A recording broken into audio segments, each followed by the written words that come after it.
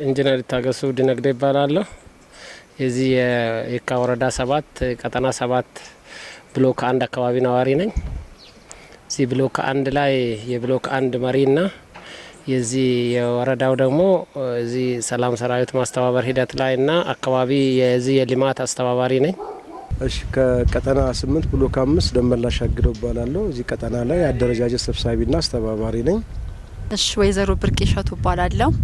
የቦርዱ ገንዘብ ያዥ ነኝ። በፊት እዚህ አካባቢ ላይ በጣም ጨለማ ነበር። ማብራት የለም። እንደምታዩት ግድግዳዎች ሙሉ በሙሉ ቆርቆሮ ነበር። እነዚህ በሙሉ አሁን እንደምታዩት እንደዚህ አምሮ የታየው ከዛ ወዲህ ነው። በአጭር ጊዜ ውስጥ ነው እንዲህ የተዋበው። አሁን እንደምታዩት ቀለሙ ያምራል። ማብራት በተለይ ሌሊት ላይ ሲታይ ምንም አይነት መርፌ ቢወርቅ የምነሳበት ሁኔታ ነው ያለ። በፊት ህብረተሰቡ ራሱ እንዲህ ያምራል ብሎ አልገመተም። አሁን እንደምታየው ቆሻሻ የለም፣ ምንም ነገር የለም። በጣም ያምራልና ይሄ የህብረተሰቡንም የአስተያየት ሁኔታ በጣም የቀየረና ጥሩ ይሄ ነገር ለካ ከተሰራ ይሆናል እንዲሉ ያደረገ ሁኔታ ነው የተፈጠረው። አመሰግናለሁ። ያው በመጀመሪያ ከወረዳ ዋና ስራ አስኪያጅ ቢሮ ሲጀምር ያው ድሮ ወረዳና ወረዳ ስራ አስኪያጅ ቢሮውም እዛው ነው፣ መሰብሰቢያውን ቦታ ነው፣ በቀዛ ነው። ሁሉም ባለ ጉዳይም ሲመጣ ምንም ሁሉ ነገር የሚደረገው አንድ ቢሮ ውስጥ ነበር። ነገር ግን አሁን የቢሮ ቦታና እንግዳ መቀበያ በስብሰባ አዳራሽ ሆኖ ባለ ጉዳይ በአግባቡ እንዲስተናገር በመደረጉ በጣም ደስ ይለኛል። ሲቀጥል ሰላምና ጸጥታ ቢሮ በጣም ጠባብ የነበረ ቦታ ለአገልግሎት የማይመች ነው። ነገር ግን አሁን ቢሮ ተቀይሮ አንዳንድ አላስፈላጊ ተዘግቶ የነበሩ ሽንት ቤቶች ለቢሮ አገልግሎት እየዋሉ በመሆናቸው በጣም ደስ የሚል ነገር ነው። ወደ ቀጠናችን ስንወርድ ደግሞ ያው በየቀጠናችን ላይ ድሮ የሚታወቀው ዙሪያውን በኮሽም የታጠረ ነው። መብራት የለም፣ ጨለማ ነው። እኛ አሁን ሰላም ሰራዊት በምንዞርበት በምንንቀሳቀስበት ሰዓት ሁሉ ጊዜ ጨለማ ነው። ነገር ግን አሁን ሰው አምኖ ሙሉ አመራር በየቀጠናው ወርዶ ኦሪንቴሽን ሰጥቶ ሰብስቦ አወያይቶ አካባቢን አጽዳ በሚል ነገር ተግባብቶ ስራ በመጀመሩ የተሻለ ነገር እያየን ነው። ለምሳሌ አሁን ከቆምኩበት ጀምሮ ፊት ለፊት የሚታዩ በጣም ኮሽም ጨለማ ሰው የሚደበቅበት የነበረውን ተጨፍጭፎ ሳር ተተክሎበት መብራት በርቶበት ቀለም ተቀብቶ ፏ ብሎ ነው የሚታየው። ለምሳሌ እዚህ አካባቢ ማንም ሰው ማታ ከ3 ሰዓት ከ4 ሰዓት በኋላ ራሱ ወክ ማድረግ ነፃ ነው። የሰላም ሰራዊት አለ። መንገዱ መብራት ነው ከዳር እስከ ዳር። ምንም የሚያስፈራ ምንም የሚያጠራጥር ነገር የለውም ማለት። ከዚህ በፊት ግን ሰው ከ3 ሰዓት በኋላ መዞርም አይችልም ስጋት ስለነበረው ማለት ነው። ነገር ግን አሁን ሁሉም አካባቢውን እያጸዳ መብራቱን እያወጣ ያው ልማት ለራስ ነው። በመጀመሪያ ልማት ለመንግስት ብቻ አይደለም። በሬ ላይ ያለውን ቆሻሻ እኔ ካላጸዳው በሬ ላይ ያለውን መብራት ካላበራው ማጅራቴን የምመታው በር ላይ ነው። ነገር ግን አሁን ሁሉም በየበሩ ላይ እያጸዳ መብራቱን እያበራ ቅዳሜ ጽዳት ቀን ነው። በየሳምንቱ አካባቢ ሰው ያጸዳል። በሁለተኛ ጽዳትን በተመለከተ ከዚህ በፊት ጧት የነበሩ ጽዳቶች ሮብ፣ ሐሙስ፣ ቅዳሜ ነው እኛ አካባቢ ያለው ከ10 ሰዓት ከ11 ሰዓት በኋላ መደረጉ በጣም ትልቅ ነገር ነው። ምክንያቱም ጧት ሰራተኛውም ሲሄድ ምንም ሊሆን ሽታውም ቆሻሻው በጣም የሚያስቸግረው። ነገር ግን አሁን ከ10 ሰዓት ጀምሮ እስከ 1 ሰዓት እስከ 2 ሰዓት ቆሻሻ መጥተው ይወስዳሉ። አካባቢያችን የጸዳ ነው።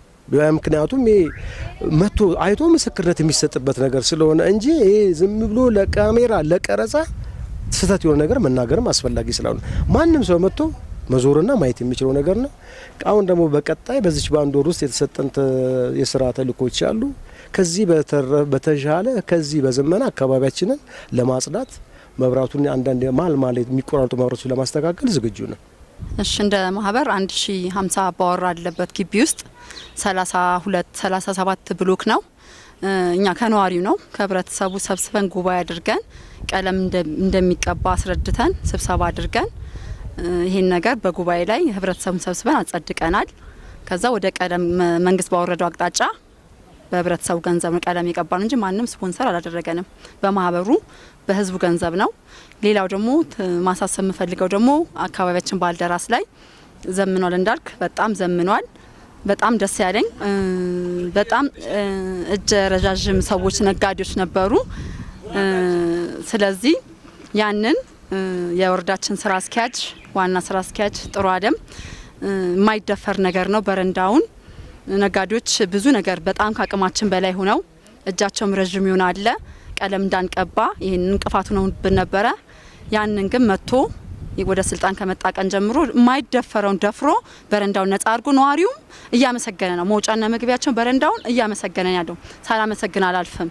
የማይደፈር እኔ እንደ ቀጠና አመራርም እንደ ብሎክ ተወካይም እንደ ምክር ቤትም ከአቅሜ በላይ ሆኖ ወደሚመለከተው ወረዳችን አመልክተን አመራሮች ብዙ ነገር አፍነውብን ነበር። የታፈነውን ይህን መንገድ ነጻ በማውጣቱ ሳላመሰግን አላልፍም። ወረዳ 7 ስራ አስኪያጅ እግዚአብሔር ይስጠው። ህብረተሰቡ በሰላም ወጥቶ ይገባል። ሴት ልጆቻችን አሁን መንገድ ላይ መጠጥ ሳይጠጣ እንደ ልብ ይወጣሉ። ያው ግቢያችን ደግሞ ብዙ ኮሚቴዎቻችን አሉ ጠንካራዎች። እነሱ ደግሞ በእቅድ ደግሞ ብዙ እቅዶች አሉን። ከቀለሙ አልፎ ደግሞ ሁለተኛው እቅዳችን ካሜራ ነው። ካሜራ ልናስገባ ነው።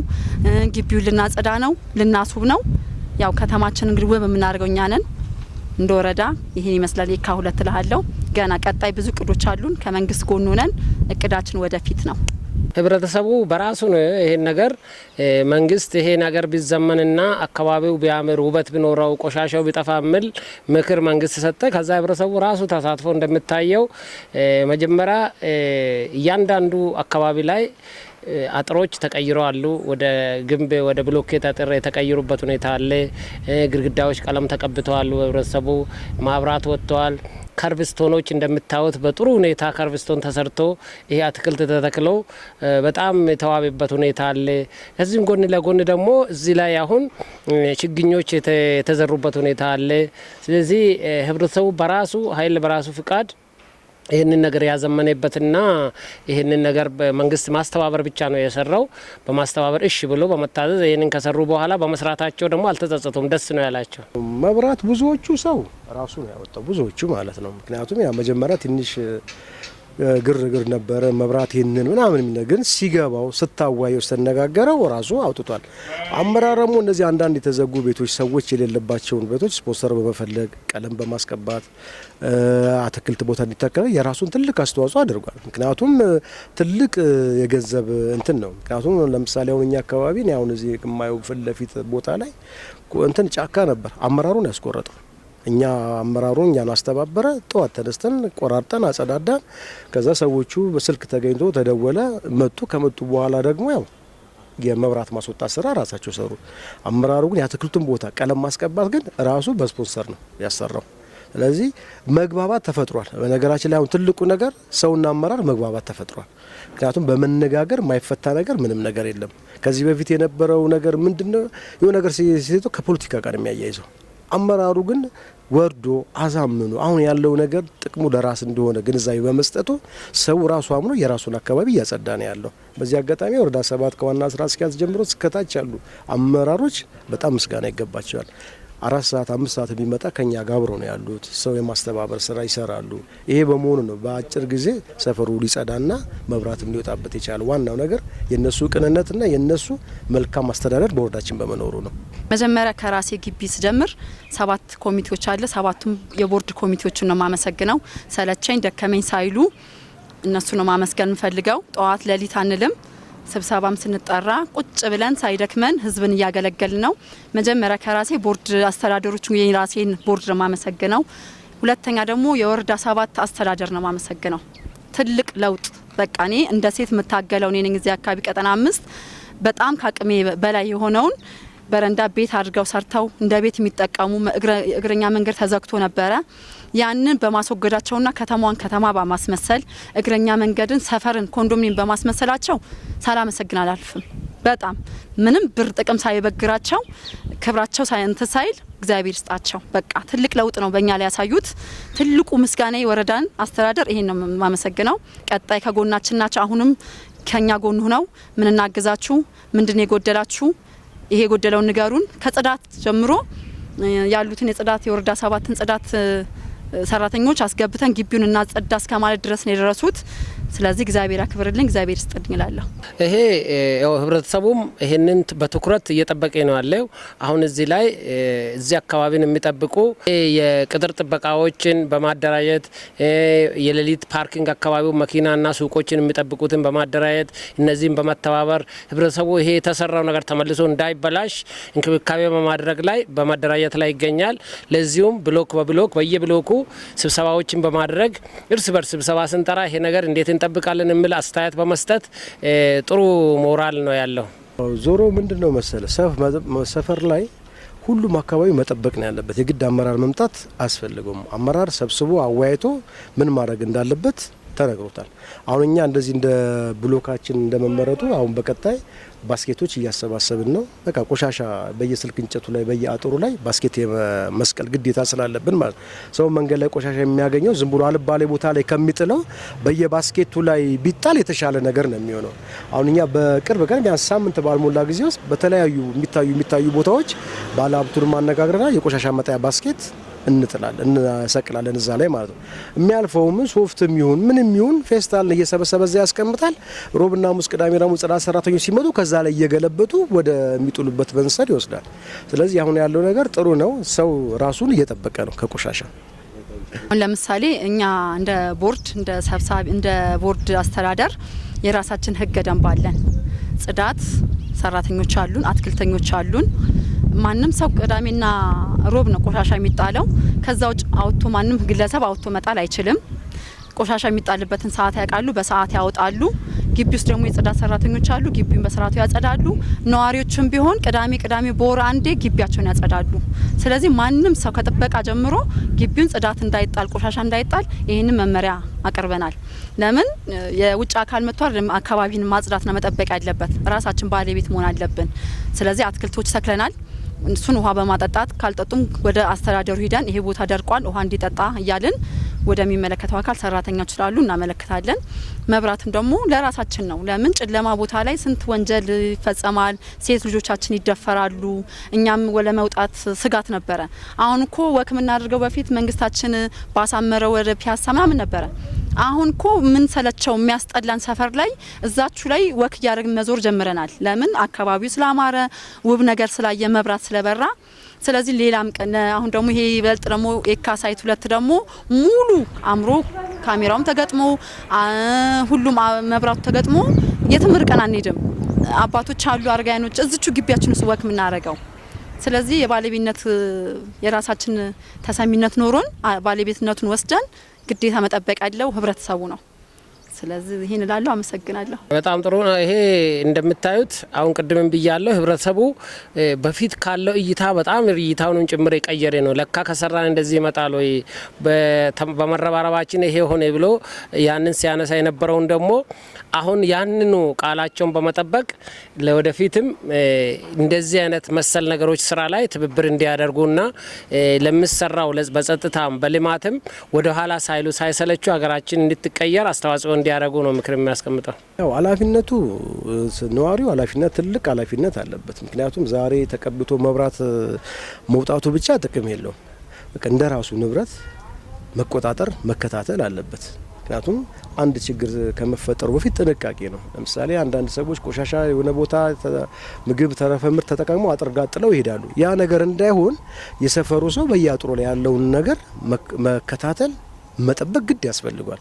አለበለዛ ግን ወደ ኋላ ወደ ነበርንበት ስለምንመለስ የግዴታ ጽዳት ለራስ ስለሆነ ጥበቃ ራስ ነው እንጂ አመራሩ ይህንን ኃላፊነት መውሰድም የለበትም። ነዋሪ ነው ኃላፊነት መውሰድ ያለበት ማለት ነው። ከዛ ሲቀጥል ያው የጽዳት ተቆጣጣሪዎች አሉ። በእኛ ቀጠና ላይ ይዞራሉ፣ ቼክ ያደርጋሉ። ቅዳሜ የጋራ ጽዳት አለ። ሰኞ ሮብ አካባቢ ግን እየመጡ ሰፈርን ይጎበኛሉ። ቆሻሻ ለይቶ ለመጣል ማዳበሪያዎች ለነዋሪው ሰጥተዋል። የተለያዩ ጠርሙስ ለብቻ፣ ብስባሽ ለብቻ፣ ደረቅ የሚጣልበትን ነገር ስለሰጡ እየዞሩ ቼክ ያደርጋሉ። ስለዚህ አካባቢያችንን ራሳችን መጠበቅ ግዴታ አለብን የሚል ሀሳብ ነው ያለኝ። አመራሩ ሌት ተቀን አይተኙም። ማታ እስከ ሌሊት 4 ሰዓት 5 ሰዓት እዚህ ናቸው ሁልጊዜ። ቀን ይሄንን የብሎክ ማዘመንን ሲያስተባብሩ ህብረተሰቡ ጋር አብሮ ሲወያዩ ይውላሉ። ማታ ላይ ደግሞ የጸጥታ ሁኔታ ላይ ሲያስተባብሩ እስከ ምሽት እዚህ ይቆያሉ። እኔ በጣም ነው የሚገርመኝ። ድሮ ቢሮ ቁጭ ብለው ነው አመራር የሚውለው። ከቢሮ ራሱ ሄደን ቢሮ ላይ ልናገኛቸው አንችልም። እዛም ደግሞ ቀና ነገር አይመልሱልንም። አሁን ቢሮ ሲከድ በአንድ ማዕከል ሆኖ ነው አንድ ቦታ ላይ ነው አንድ ነገር እየፈቱልን ያሉት። እንደገና እዚህም መጥቶ ከእኛ ጋር ሆኖ ነው እዚህ በየብሎኩ በየቀጠናው እስከ ሌሊት እዚህ ሲለፉ ነው የምናየው። ይሄ በዚሁ ከቀጠለ ሀገራችን በጥቂት ጊዜ ውስጥ ተቀይራ ይሄ መልካም አስተዳደር ብልሹነት ሙሉ በሙሉ ተቀርፎ ሀገራችን ወደ መልካም ወደ አደጉት ሀገር ጎዳና ወደ አደጉት ተርታ ትመደባለች ብዬ በዚህ ላመሰግናቸው እወዳለሁ። ይሄንን ትርታ ከላይ እስከታች ያለው የአመራር ተሳትፎ መቀጠል አለበት እላለሁ። ያው በመጨረሻ ማስተላለፈው መልእክት ምንድነው? እኛ አሁን ባለንበት አካባቢ አንድ ትልቅ አፓርታማ አለ። በተደጋጋሚ በአመራሩ ቢነገር ፈቃደኝነት የማይታይበት ቦታ አለ። መብራት አልወጣበትም፣ ቀለም አልተቀባም። አንድ ምስኪን ዲያ ራሱ በር ላይ መብራት አውጥቶ ቀለም ቀብቶ እነሱ ከሰዎች የተለዩ አይደሉም። ስለዚህ አመራሩ ይህንን እርምጃ ወስዶ ሰፈራችንን ከዚህ የተሻለ ሞዴል እንዲሆን ይህንን ነገር ትኩረት ሰጥቶ ማስተካከል አለበት።